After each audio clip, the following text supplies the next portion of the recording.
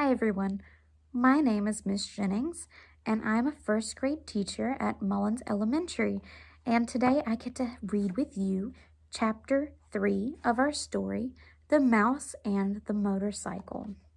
Now, when we left off, poor Ralph was falling off of the end table with his motorcycle. Let's check in and see how he's doing. Chapter 3, Trapped. Even though Ralph woke up feeling sick and dizzy, his first thought was of the motorcycle. He hoped it was not broken. He sat there at the bottom of the wastebasket until the whirly feeling in his head stopped, and he was able, slowly and carefully, to stand up. He stretched each of his aching muscle and felt each of his 4 legs to make certain it was not broken. When Ralph was sure that he was battered but intact, so he was hurt but not super hurt, he examined the motorcycle. He set it upright and rolled it backward and forward to make sure the wheels still worked. One handlebar was bent and some of the paint was chipped off the rear fender, but everything else seemed all right. Ralph hoped so, but there was no way he could find out until he figured out how to start the engine. So Ralph still thinks that he can start the engine of this little toy car. Now he ached too much to even try. Wearily, Ralph dragged himself over to the wall of his metal prison and sat down beside the apple core to rest his aching body. He leaned back against the side of the waste paper basket, closed his eyes, and thought about his Uncle Victor. Poor, nearsighted Uncle Victor. He too had landed in a metal waste paper basket, jumping there quite by mistake. Unable to climb the sides, he'd been trapped until a maid came and emptied him out of the trash. No one knew for sure what had happened to Uncle Victor, but it was known that trash in the hotel was emptied into an incinerator. Ralph felt sad and remorseful, thinking about his Uncle Victor getting dumped out with the trash. His mother had been right after all.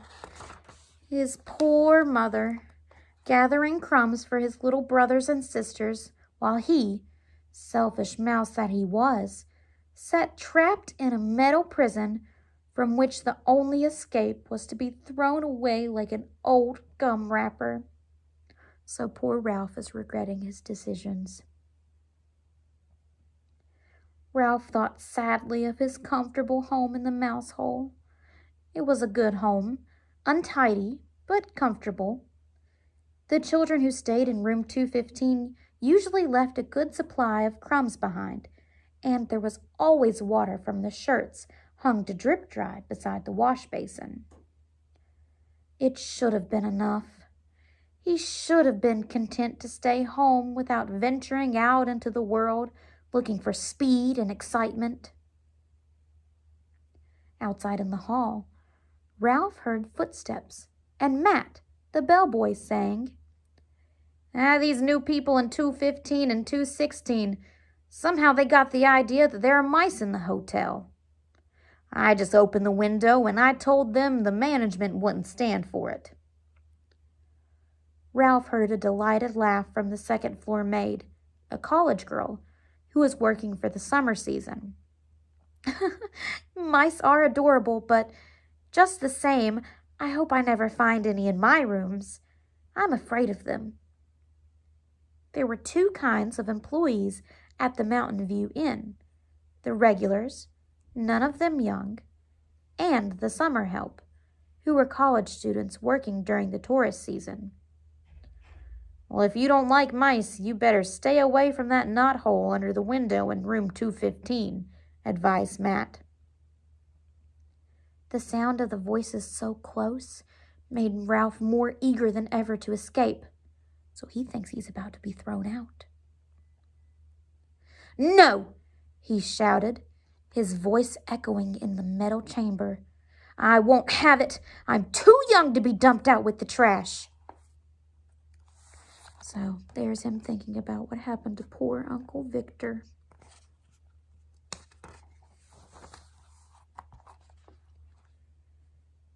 In spite of his aches, he jumped to his feet, ran across the wastebasket floor, and leapt against the wall, only to fall back in a sorry heap. He rose, backed off, and tried again. So he's jumping onto the side of the trash can. It was useless, utterly useless. He did not have the strength to tip over the wastebasket. Ralph was not a mouse to give up easily. He considered his problem a moment before he rolled the motorcycle over to the wall of the wastebasket. Then he seized the apple core by the stem and he dragged it over to the motorcycle. By putting his shoulder under the stem end, he managed to raise the core until it was standing on its blossom end. So he took the core from standing like this to standing up and down. But when he put his front paws around it and tried to lift it, he found he could not. The core was too heavy to lift up onto the seat of the motorcycle. So he was trying to stack it up to make it taller so he could climb out. But he couldn't, it was too heavy. Ralph was disappointed, but when he stopped to think it over, he saw that even if he could manage to get the apple core on top of the motorcycle, it still would not be high enough to allow him to climb out of the wastebasket. Bruised and defeated, Ralph dropped the core and decided that he might as well be thrown out with the trash on a full stomach as an empty one. He took a bite of the apple and felt a little better. It was the best food he'd eaten for several days, juicy and full of flavor, and much better than the damp swayback crumbs, which is a type of bread the last guest had left behind. He took several more bites and settled down to a hearty meal, saving the seeds for dessert. 2 ant scouts appeared on the rim of the wastebasket. "Go away," said Ralph crossly, because he did not like to eat food crawling with ants, and because it embarrassed him to be seen in such a predicament. So he was embarrassed that the ants saw him in there. The ants left as silently as they had come. When Ralph had eaten his fill of the apple, he curled up beside the core. He only hoped that someone might happen to drop a Kleenex over top of him. It was bad enough to be carried to one's doom in a wastebasket, but to be carried to one's doom by a shrieking maid was unthinkable. So he wanted to be covered up. And there's him thinking about getting tossed out by a screaming maid. There was one tiny ray of hope.